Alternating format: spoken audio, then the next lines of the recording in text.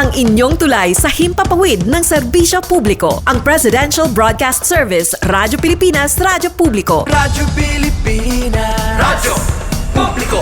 Kinilala ng pang-international at prestigyosong Asia Pacific Broadcasting Plus Awards 2025 para sa kategorya ng Government Streaming. Ito ay dahil sa epektibo nitong pagsasanib ng mga tradisyonal na media tulad ng telebisyon, radyo at print para masabayan ang mabilis na pag-inog ng mundo ng digital at social media tungo sa mas epektibong paghahatid ng mahahalaga at napapanahong mga impormasyon sa mamamayang Pilipino. Kinilala rin ang Radyo Pilipinas dahil sa patuloy na pag-akyat ng rating. Ngayon ay matatag sa pang-4 na pwesto sa Mega Manila ayon sa pinakahuling Nielsen Radio Audience Measurement Survey. At sa social media, nakamit ang mahigit 2,000% pagtaas ng bilang ng mga sumusubaybay sa Radyo Pilipinas page sa unang bahagi ng 2025. Patunay ito na ang inyong Radyo Pilipinas, Radyo Publiko ay tunay na kaagapay ng inyong pamahalaan sa paghahatid ng serbisyo sa mga mamamayang Pilipino. Mula sa aming lahat, sa ngalan ng inyong pamunuan at mga kawani ng Presidential Broadcast Service, kasama ang inyong mga himpilan ng Radyo Pilipinas sa buong kapuluan, maraming salamat po sa inyong lahat, sa inyong pagtangkilik at pagkilala. Radyo Pilipinas. Radyo Publiko.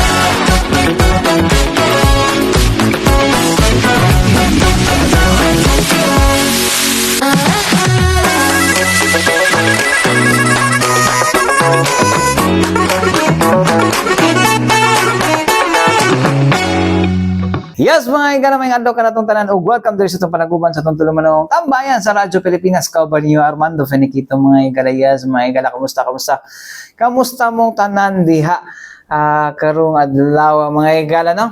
Okay, pabatang tanan. Anyways, mga igala, no? Paspas sa doon January, mga igala. Paspas sa doon January daw.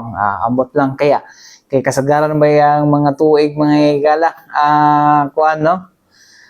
Tawag gani sagaran mga toy po January may gala pa ka nang hinay kaya dagan sa bulan mga gala promote na karon may gala di na siguro nato na kuno no di na siguro nato na unsaon ni kanang bilang nato na una-unaon no nga kwan kada adlaw dugay kayo kay ambot kay ang uban na ng mga gala katulang sweldo mga gala tong December pa nga dugay pa kayong sweldo daw.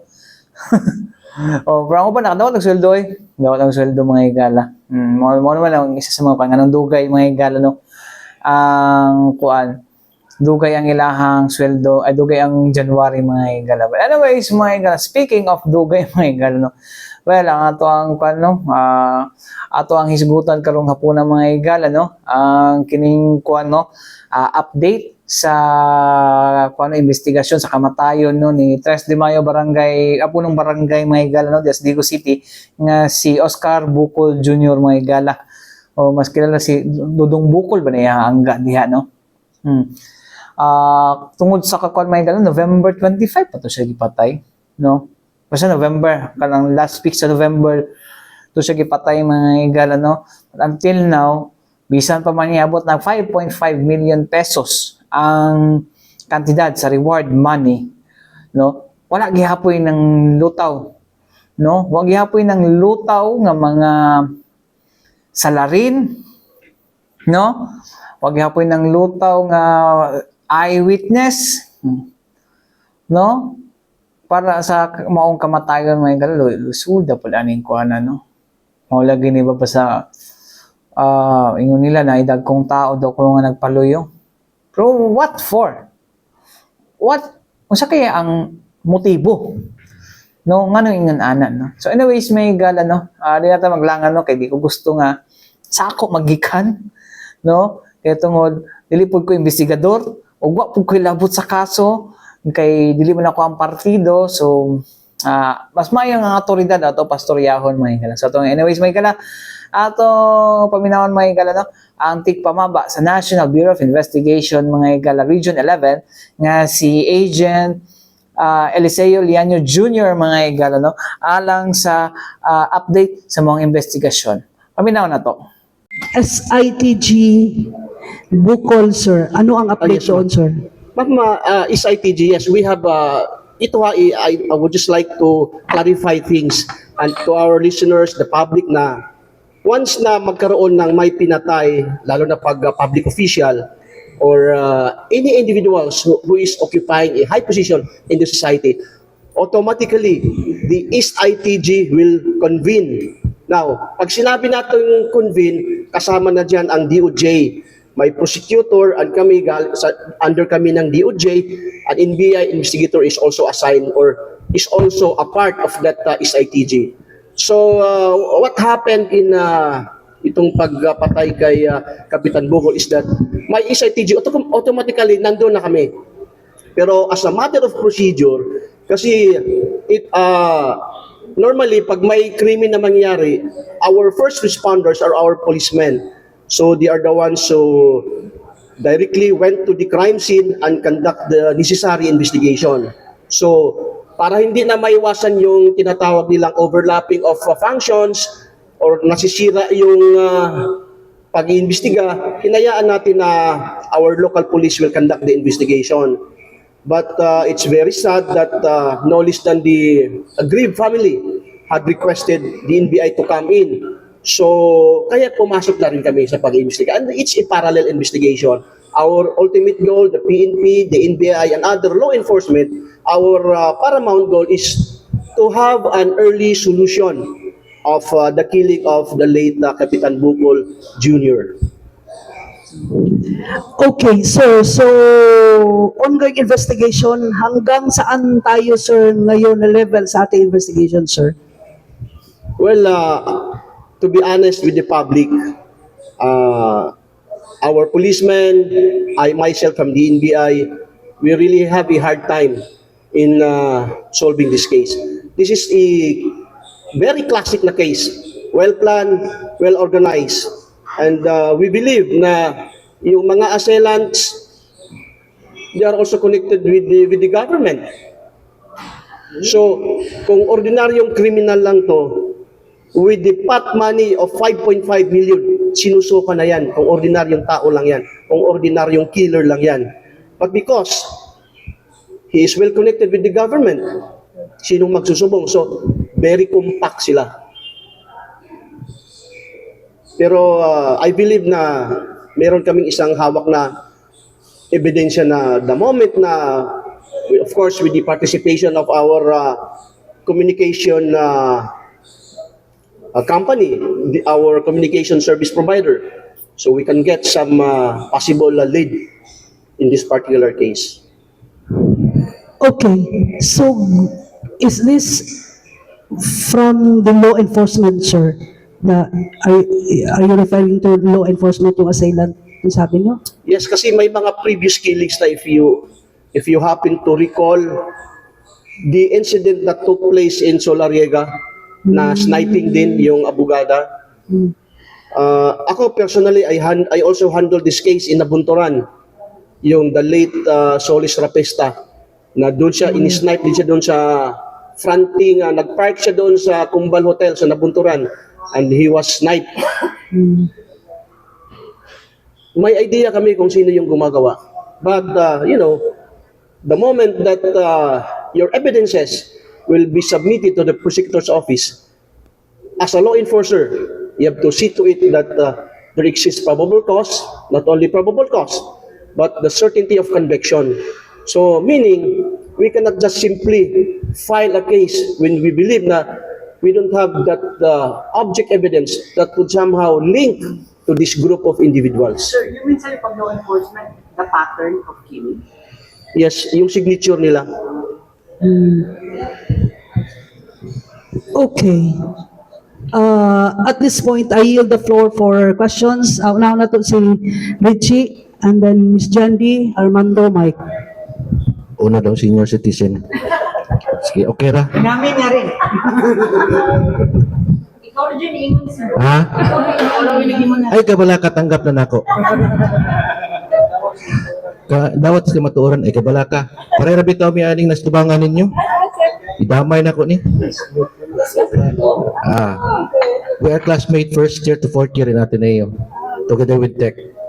AB Mass Combats 93. Bata pa si Sir. Oh. Gibulgar na nako ay mo kabalaka. Di na mo tingala anong siyang spokesperson because he was graduate in mass communication in Ateneo. So, may kwan lang. You mentioned the pattern. Is the PUI or person of interest that you're looking right now, ilan pa ba sila? How many of them? Kay daghan man gud nagagawas ng mga pangalan sa social media, nag-away na, nagbinatuhay na. Many names are already put in the social media on the part of the NBI and the SITG. How many person of interest do you are looking right now? Actually, maraming POIs tayo. But we managed to narrow down them. So, nagkaroon tayo ng mass process of elimination. So, as of today, dalawa lang talaga. But as I said before, wala kaming hawak na ebidensya na pwedeng i-link sa kanila. But the moment that our service provider, communication service provider, will provide us the necessary information, I believe na meron na tayong malaking ebidensya laban sa kanila.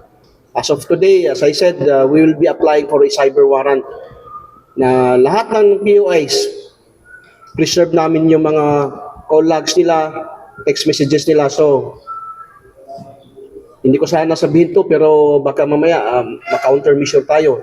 Pero ito ang gagawin namin. Kasi walang ibang ebidensya talaga na medyo mahirap siya. Kasi yung walang eyewitnesses, very quick yung exit nila sa crime scene.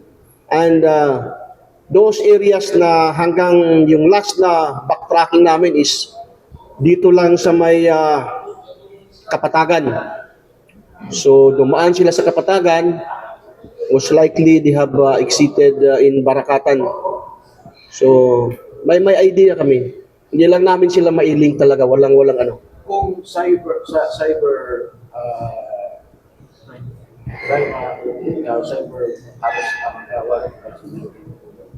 do you think that it would suffice on the investigation that you are doing right now? Sa tanaw ko mo rin gusto nila, di ba? But klaro kung sa tanaw nyo makuha so na maklaro sa pinili. Yes, kasi ang if we follow the principle of our criminal laws, ang dyan is meron tayong principal by direct participation. So sino yung principal by direct participation? Yung pumatay talaga. Of course, those individuals on board that Red Toyota Innova. So direct participant sila. Meron ding tinatawag na principal by inducement. Yung nag-utos. So the moment na magkaroon kami ng linkage before and after the commission of the crime, na ito silang mga tao na to, they are indeed in one setting, exchanging communication. So yun that might provide a big lead for this Bukol case. Lastly, are you in possession of cellphone for friends after Actually, wala, hindi sinurrender ni, as per advised by their counsel, Attorney Turion. And, but I believe, yung local PNP natin, they managed to extract the content of the cellphone of the late Kapitan Bukol. There was this arrangement between the aggrieved family, the PNP, and Attorney Turion. So, yung pag-extract yata ng data doon sa cellphone ni Kapitan Bukol was in the presence of the Bukol family. Oo.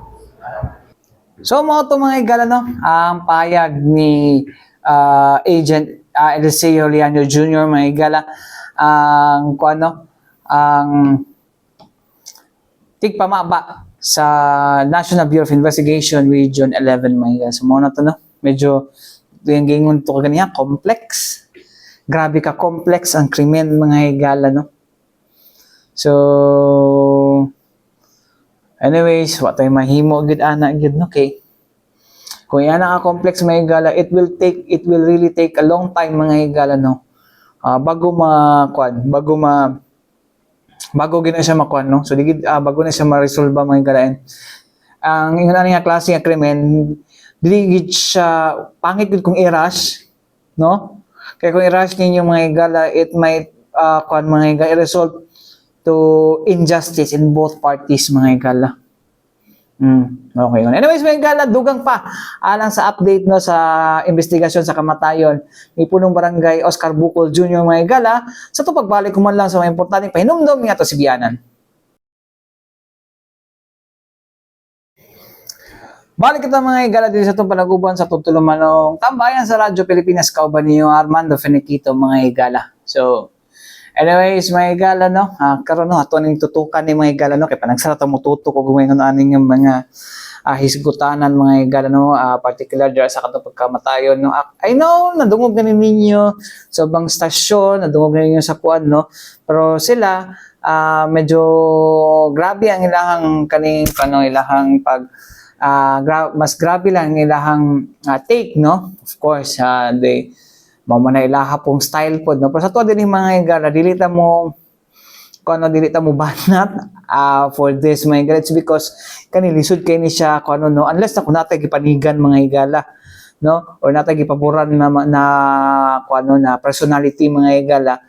In terms sa kung kinsa ba gyud ang nagpaluyo, kinsa ba ang nagpapatay, nganong gipapatay, unsay dahinungdan sa gipan, well otoridad ra gyud ang makakuha na mga higala. So anyways mga higala sa kuha mas maayo nga ang otoridad nato pastoryahon na ini mga higala ug ang mga tao na ang ato ang pahusgahon mga higala. Anyways mga higala, padayon natong hisgutan mga higala no, ang update sa kamatayon ni punong barangay Oscar Bucol mga higala sa pinagi sa pamahayag ni NBI 11 spokesperson Agent Eliseo Liano Jr. mga higala. Pabinaw na to.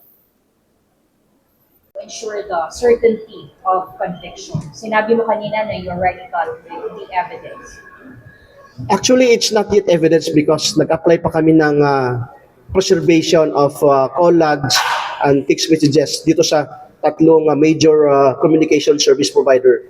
Now, the moment that we would be able to get those call logs, the text messages, lalo na kung medyo very apparent yung text messages na may talaga, may autos, how the execution will be made. So, palapit na tayo. Kasi ito lang talaga ang, I believe, dito lang kami pwedeng bumutas. Kasi yung assailant nga, hindi natin identify. Yung vehicle used, hindi natin nowhere to be found na yun.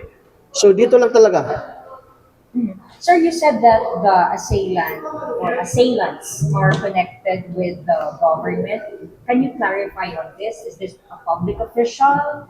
Someone working in the law enforcement? Kasi you said earlier na it's connected with some law enforcement.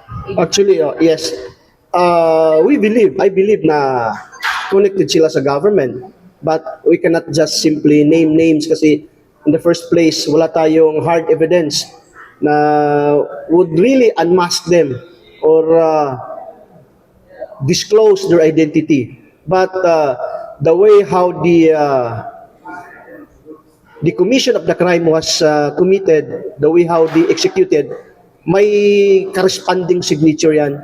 So malalaman natin sa the way, kunwari sniping, kasi iilan lang sa mga tao dito sa Davao region ang into that kind of activity.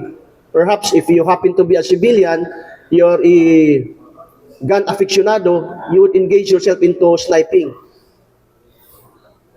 Yung iba is nasa law enforcement, sad to say.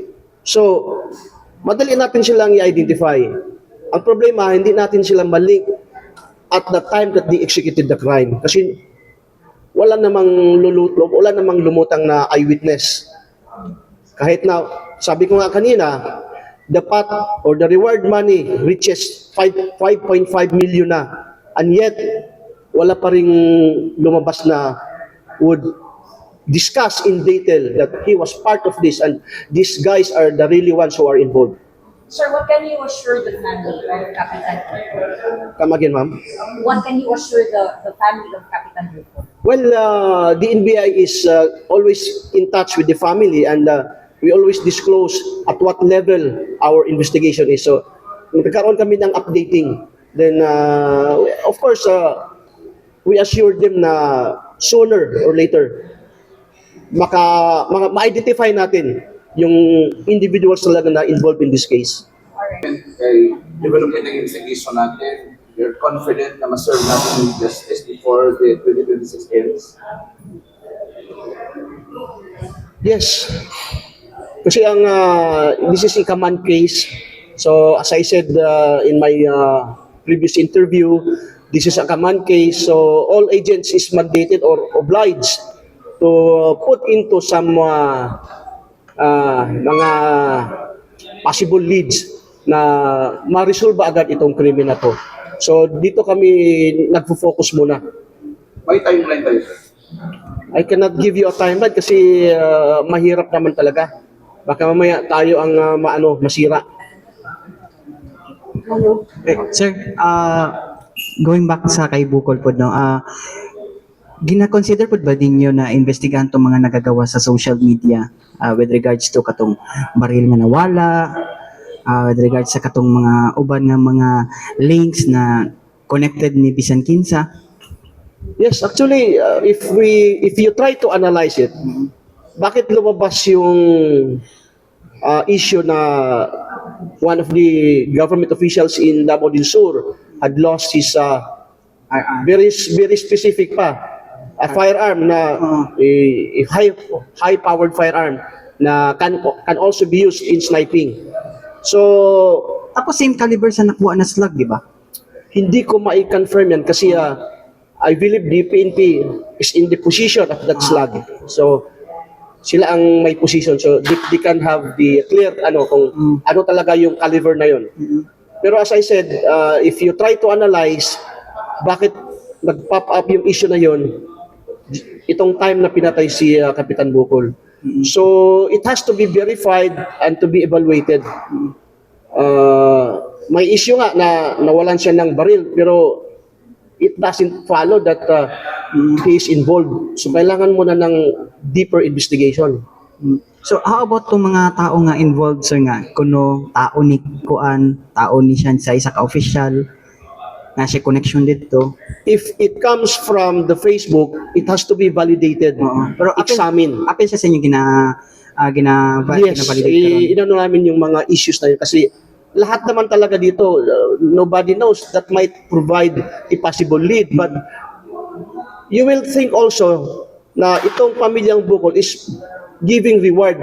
Why made it on Facebook if they really have that information as to the real perpetrators? Why not confide to the aggrieved family, to the lawyer of the Bukol family, and narrate or discuss everything he knows?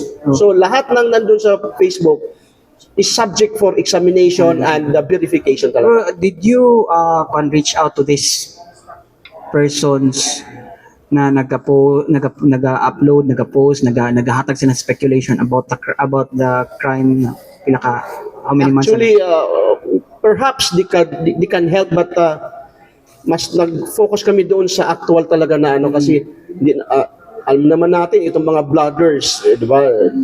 They can be two faces of the coin. They may help or for their own advantage lang. Alam naman natin. So, mas dito kami sa actual talaga kung sino yung mas nakakalam.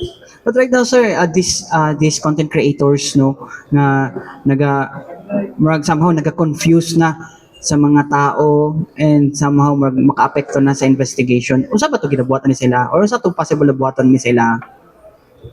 Actually, hindi naman kami, as I said, hindi kami masyado nag-ano dyan sa Facebook kasi alam naman natin, puro bangayan lang ano dyan.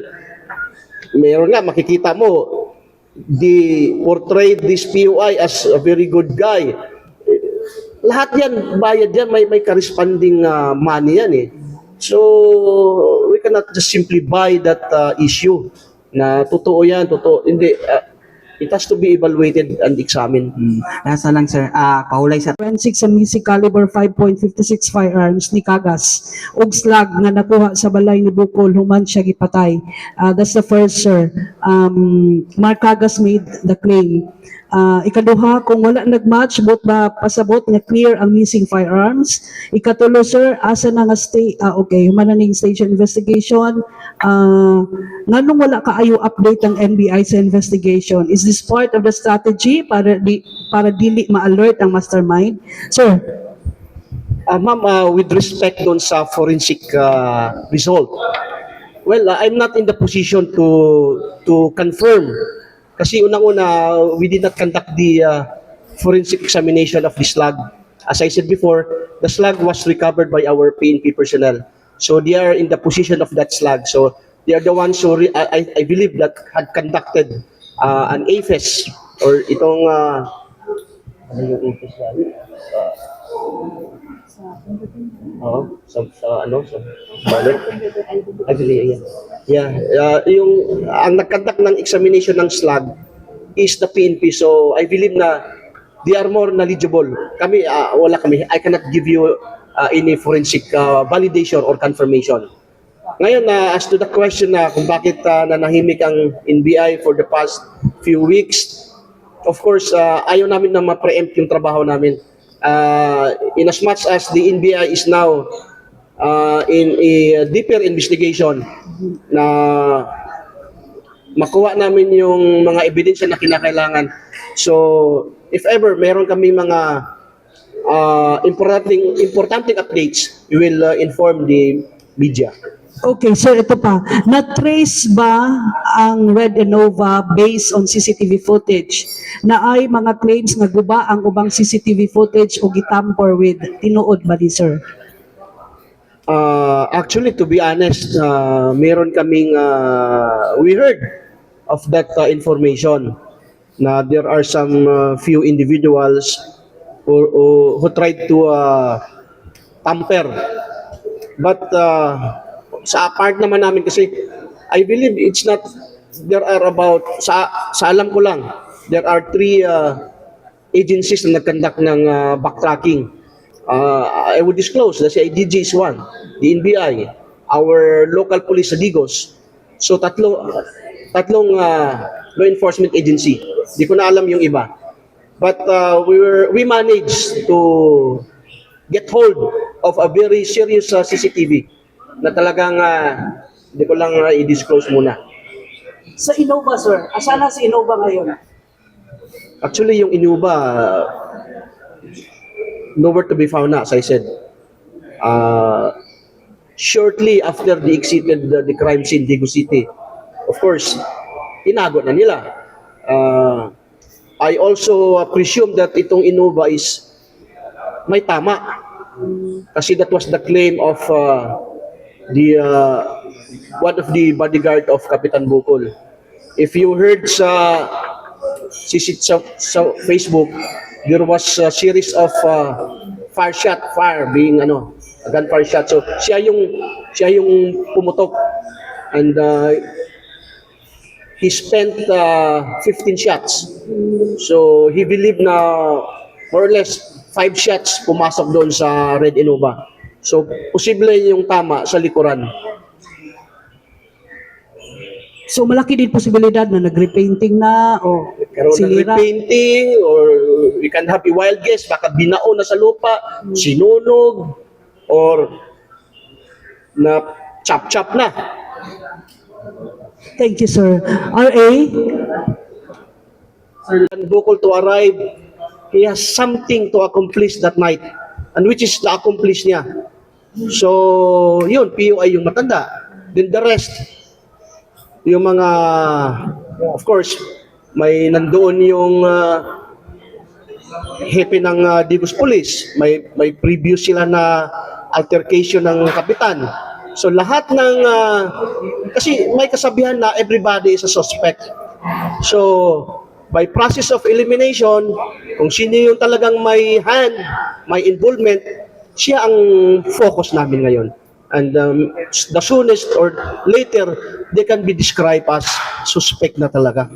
Sir, di ko makadali lang the way the crime was planned or the way it's carried out. It's more or less akin to parang style being conducted or style of a law enforcement agency. Can you be more specific, sir? Yes, nasabi ko na the way how it was executed, tinatawag kasi namin dyan yung mga criminals. They have their own identity or shall we say signature on how they commit crimes. So ito, nasundan natin na the way they executed the sniping, halos magkaparehas doon sa mga previous incident. Ang problema lang, wala tayong hard evidence that would link these individuals to the killing of the late Kapitan Bukol Jr. Sir, may nasabi ba ang family ni Bukol na previously may nag-threaten sa kanya or may nakaaway? Actually, nakausap ko yung si Ma'am Karen and she told me na may tumatawag nga na pero later, nalaman niya na scammer. So, we could have get those numbers and examine kung talagang there was indeed a threat. Pero siya na mismo ang nagsabi na scammer daw. So, siguro dinisregard niya. Possibly, sir, politics or business? Ang alin? Grudge, motive? Ay, politics yun at saka politics ang pinaka-major na doon, issue. But what weighs heavier? Kasi yung biktima is mahirap ayaw namin we believe na the victim was also used by somebody. Di ba? Nakikita niyo ang pattern he was very yung aggressive siya. Then most likely the victim was promised that in the next local election, things like that ba? So aggressive siya, bira ng bira. Siguro aside from baka nabigyan pa siya ng some form of hindi ko lang I would baka yung aggrieved family din. 2028, sir. Yes, pero ganun. Makikita natin malalim din ang to. Perhaps it has something to do with the infrastructures doon sa province of Davao del Sur. Politics and infrastructure. Yun lang talaga ang mabibigat na issues doon. So mo to mga igala ang pahayag ni NBI 11 spokesperson agent Eliseo Lianyo Jr. mga higala. So mo to daghan kayo og mga nitty-gritty pasikot-sikot although sa yanong pagsabot sa mga yanong tao mga higala nadyo nagpapatayan pero di po nila i-discount po mga higala kay daghan man gud og nagagawas gud na mga daghan og mga nagagawas nga mga speculation especially napoy nang panggawas nga kaning video sa mga ginapang tira so di gid malikay nga nagi-speculation gid mga higala but one thing mga higala mura po nagkaning script pod sa pelikula na pwedeng na double cross, pwede pong nailaing isakay, na pwede pong nailaing gusto siya ipapatay. Umugit nisakit nakisakay. O napoy laing nagdumot sa iyaha. Pero sa mga ordinaryong tao sa Digo City mga higala or even sa lahi or silingang mga lungsod mga higala ang para sa ilaha mga higala si Kapitan Bukol buotan nga tao matinabangon. So imposible ang ordinaryong tao mo'y magdumot sa iyaha. Di ba? Nga sakay nga gusto mo sakay. Imposible gid kayo mga higala kung ordinaryong tao, na ordinaryong tao nga mukha So posible to gingon ni sir nga maybe politika, maybe Pero unsang nga side sa politika, wata kapalo, di ba? So hopefully no, mingon sila, mo lang ito gingon nga lisod kung butangan o timeline. Kung i-timeline mo gud nato na siya, no? Base mapurnada pa hinoon, no? Mapurnada pa ang hustisya nagbuot nga unta makabot. Di ba? Di bali, ang kuan man ang prescriptive period, ang prescription man sa kasong murder is 20 years. Oh. So mahuman na siya mga 19 years joke. Dili na to na iko ano. Mahuman na siya mga kala. Mo bitaw na prescription period na 20 years no. Kay given sa kaning kuan no, for example kay nga mga kaso may gala given singa nga mga circumstances nga na ay mga posibleng mo salipod no, mutabon no, or na may ebidensya nga sunugon, di ba? So, pero salig hapon na dapat sa tong justice system mga igala na dapat no, ang tinud nga hustisya mga igala dapat miagi sa saktong proseso dili kay kanang gusto nato nga patyon dayon ng tawanan na kay tungod nakasala. Dili na siya hustisya mga igala. No. So anyways, mga kamatay, kung oras ang alam sa Tibuok Pwersa, sa DXRP Radyo Pilipinas, Radyo Publiko Davao, mga igala ko yung nakawan Armando Feniquito. Alang sa tambahin sa Radyo Pilipinas, hangtod sa dagan. Salamat og mayong adlaw kanatutanan.